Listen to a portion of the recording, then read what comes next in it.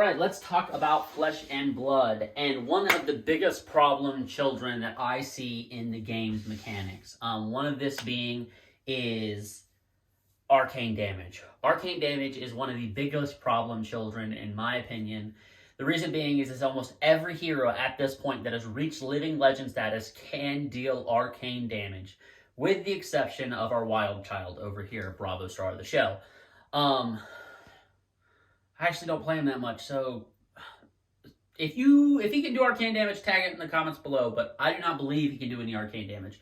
But anyways, with that being said, arcane damage is the biggest problem, because you can't stop it. You can't block it with a card from hand. They have printed cards that allow you to prevent damage, but you're pitching resources and preventing damage. It's not the same thing. I believe that if you have damage that you can be dealing out to someone, you should be able to block it with cards from hand. Maybe not all of that specialty damage, but a good portion of it, especially when you made an entire hero based around just launching arcane damage on the opponent's turn, which is the wizard.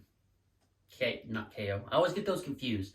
But when he can do that on Kano, when Kano can launch attacks on your turn. Now, Kano hasn't been a really big problem child in the competitive scene, but honestly, I think we haven't seen him at full throttle. I think there's a lot to do with Kano going full throttle in the future when more cards are printed. We already saw some cards get banned because Kano was turning around and doing some crazy stuff on your turn on top of that. I really think there needs to be a different mechanic built into the game to deal with arcane damage. Also to deal with someone using their entire hand to swing at you for 14 with Dominate, with Pulverize and all this other stuff, which then turns around and kills Kano, and Kano goes, up, you're dead, and you lose.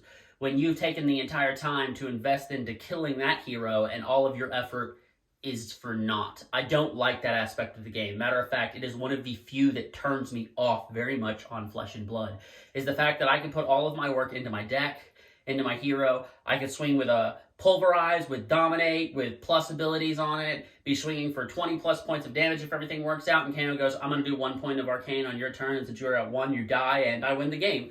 But there's still 20 plus points of damage coming at Kano, but everyone treats it like it's magic and it dissolves, and I really don't think it should. I think that damage should go through, and it should count as a loss for both players. I don't like how Kano undercuts the achievements of other people's decks and the time they put into the decks when it comes to that. That's one reason I don't like Kano. He basically takes everything you did and basically said it wasn't worth anything, move on.